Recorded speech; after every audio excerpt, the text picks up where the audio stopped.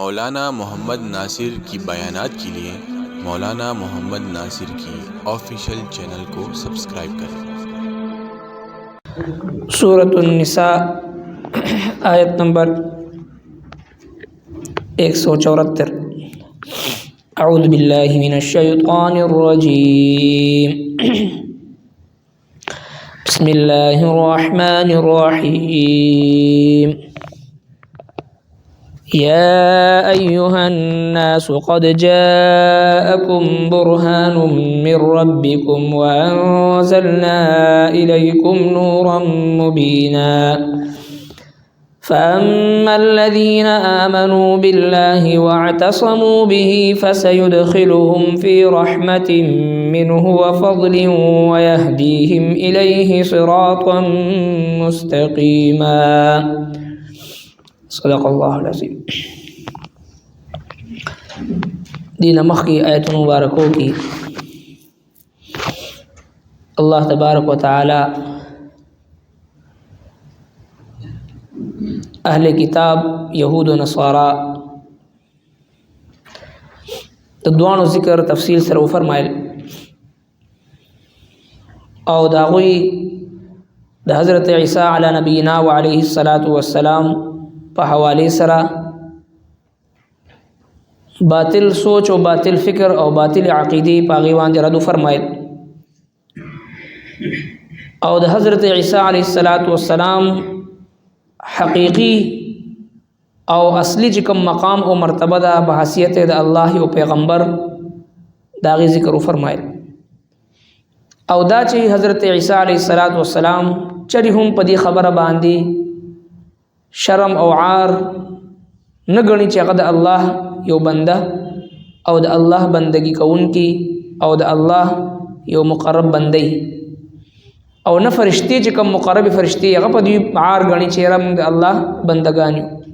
چې څوک په دې خبر عار وګڼي او شرم وګڼي شرم محسوس کی نو دا خلق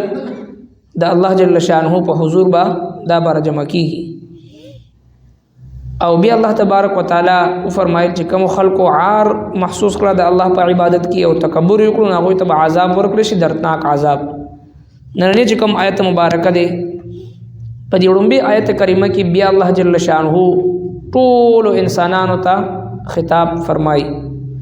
هغه انسانان کاغه يهود دي ک نصارا دي اهل کتاب دي او دغه سي د دې امت یو فرد دي او د دنیا هر مذهب سره تعلق لرون کې انسان دی ټول ته خطاب کوي یا ایها الناس اے خلقو ځکه د قران کریم خطاب هغه عام وی خاص نه وی او الله جل شانه چونکه رب العالمین دی نو څنګه چې الله جل شانه رب العالمین دی د ټول عالمونو رب دی قرآن کریم هدل للعالمین دی د ټول عالمونو د پاره د هدایت ذریعہ ده او کم محبوب پیغمبر باندې خوږ پیغمبر باندې د قرآن نازل شوی دی نو هغه رحمت للعالمین دی د ټول عالمونو د پاره د رحمت ذریعہ ده نو لہذا رب العالمین دا هدل للعالمین پر رحمت للعالمین باندې نازل کړی دی نو دا عام دی د ټول عالمونو د پاره هر مذهب او هر علاقه او هر دور او هر زمانه د پاره قیامت پر راتلون کې مسلمانانو د پاره دین او خطاب هم عام دی یا ایها الناس اے خلقو قد جاءکم یقینا راغلی تاسو ته برهان دلیل من ربکم د طرف تاسو د ربنا وانزلنا الیکم او مون نازل کړو تاسو ته نور مبینا نور اخکارا برهان دلیل او حجت ته وي پدیزه کې دی برهان نه مراد آقا نامدار تاجدار مدینہ فخر دو عالم ساقی کوثر شافع محشر سید الاولین سید الاخرین امام الانبیاء خاتم النبیین محمد مصطفی صلی اللہ علیہ وسلم ذات گرامی هغه مراد دی د سرور کائنات صلی اللہ علیہ وسلم ذات مبارکہ په خپل ذات کی ډیر لوی حجت او دلیل او برهان دی د جناب نبی کریم صلی الله علیه وسلم مبارک زندگی هغه مکی زندگی دا کاغه مدنی زندگی دا د هجرت نه مخکې زندگی دا د هجرت نه رستو زندگی دا د سرور کائنات صلی الله علیه وسلم دعوتی زندگی دا کاغه جهادی زندگی دا او کاغه د وعظ او نصیحت په میدان کې وی کاغه بحثیت د یو کور د یو فرد په حیثیت سره وی د یو کور سربراه خانه په حیثیت سره وی یو بهترین سیاسی لیډر په حیثیت سره وی یو بهترین مذهبي پیشوا او رهبر او رهنما حیثیت سره وی د یو مسجد نبوي خطیب او امام حیثیت سره وی کاغه د تجارت په میدان کې یو بهترین تاجر په حیثیت سره وی کاغه د دعوت او تبلیغ په میدان کې یو بهترین مبلغ حیثیت سره وی او کاغه د دعوت په لار کې یو بهترین داعی الی الله په حیثیت سره وی کاغه د جهاد په میدان کې یو بهترین مجاهد او یو بهترین کمانډر او سپاه سالار په حیثیت سره وی او کاغه د تعلیم او د تربیت په میدان کې یو بهترین معلم او د تربیت په میدان کې یو بهترین مربی په حیثیت سره وی او دغه سی په معاشرتی زندگی کې یو بهترین آیډیل رهبر او رهنما حیثیت سره وی او خانگی زندگی کې یو بهترین مربی مشفق او تربیت کوونکی حیثیت سره وی او ګریلو زندگی کې یو بهترین پلار یو بهترین خاوند یو بهترین رور یو بهترین زوی او خاندانی نظام په حیثیت کې د خپل د خاندان یو بهترین مشر او بهترین رهنما او د خاندان جوړ ساتونکي او د خاندان تربیت او رهنمایي کوونکی یو عظیم المرتبت انسان حیثیت سره وي. الغرض د زندګۍ چې دا څومره شعبې موږ او تاسو ته نن په دنیا کې په نظر باندې راځي هغه د انسان فیملی لایف وي کاغه معاشرتی زندگی وي کاغه معاشي زندگی وي کاغه سیاسی زندگی وي کاغه اخلاقی زندگی وي او کاغه جهادي زندگی وي کاغه تبلیغی زندگی وي څومره دا شعبې موږ او تاسو مخې ته زموږ او تاسو په نظر تیریږي لګیا دي او په دې امت کې دا څومره خلک چې لګیا دي د دین اسلام د خدمت لپاره د دین اسلام د خدمت په جذبه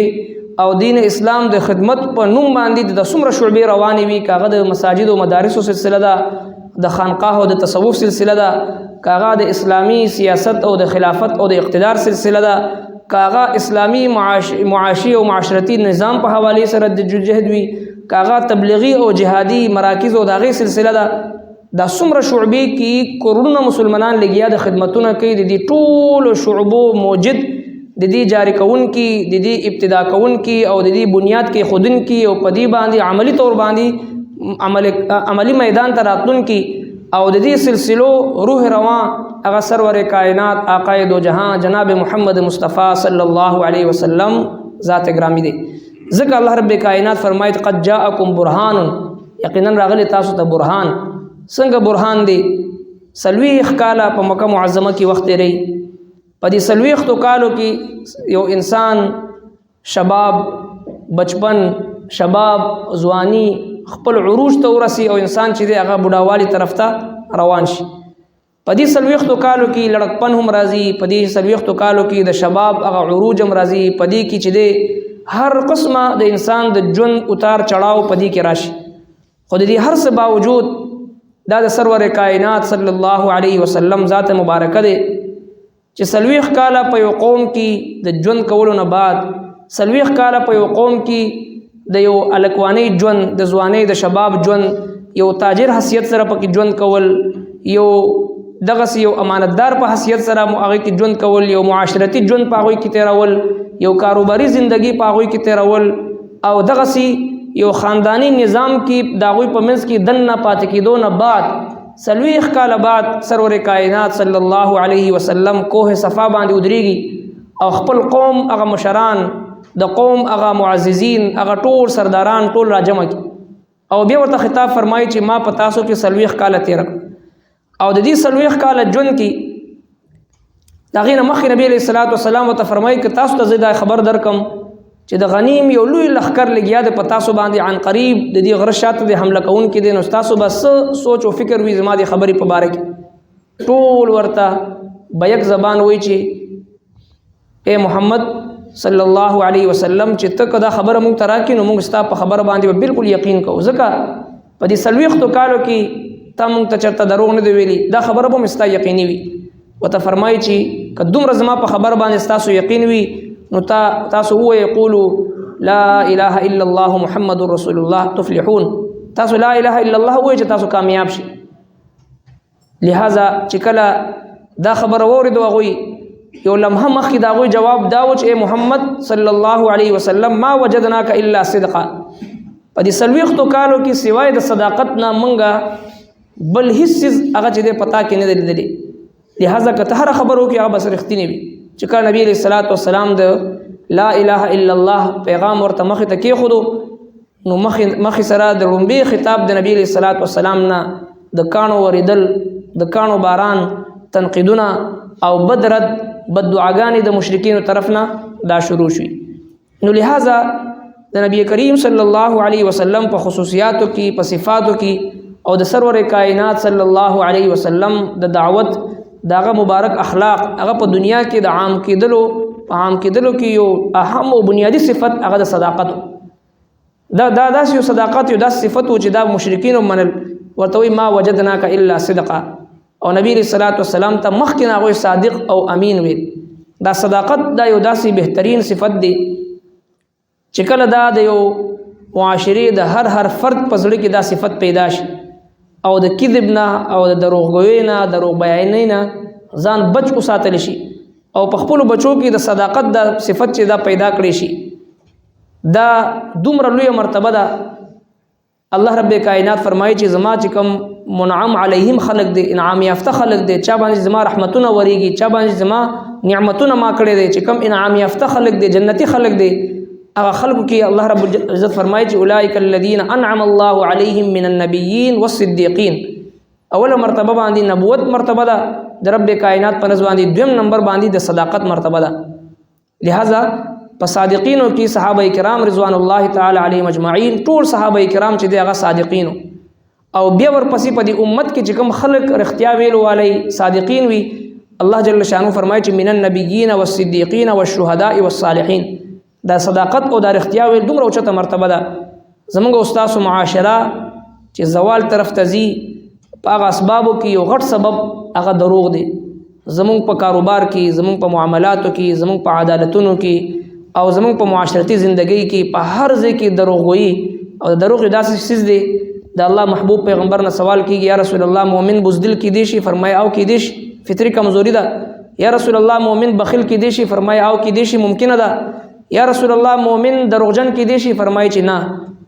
دا کېدی نشي. ایمان او دروغ په یو زړه کې را جمع کېدل دا ناممکن دي. چې کوم زړه کې دروغ وي هلته ایمان نه، چې کوم زړه کې ایمان وي هلته دروغ نه.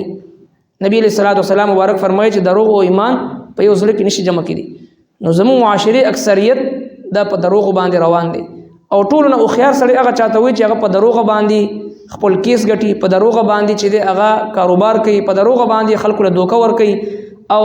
چرب زبانی په ذریعه باندې چې دی خلکو هغه نظر له دوکه ورکوي او خپل کار وباسي. خلک وایي دا هوښیار دی، حالانکه د الله په نزد باندې ویل یومئذ للمکذبین، دروغجنو لپاره هلاکت دی. لعنت الله علی الکاذبین، دا الله لعنت په دې انسان باندې وریږي چې څوک دروغ وایي. نو الله جل شانه نبی علیه الصلاۃ والسلام ته فرمایي قد جاءکم برهان. نبی علیه الصلاۃ والسلام ذات مبارکه په خپل ذات باندې یو لوی حجت، یو لوی برهان او یو لوی دلیل، او بیا فرمایي قرآن کریم ته نورا مبینا، نور اخکاره. یا ایها الناس ای خلقو قد جاءکم، یقینا راغلی تاسو ته برهان دلیل من ربکم د طرف تاسو د ربنا، وانزلنا الیکم او موږ نازل کړو تاسو ته نورا مبینا، نور اخکارا. صدق الله العظیم. ربنا تقبل منا انك انت السميع العليم وتب علينا انك انت التواب الرحيم برحمتك.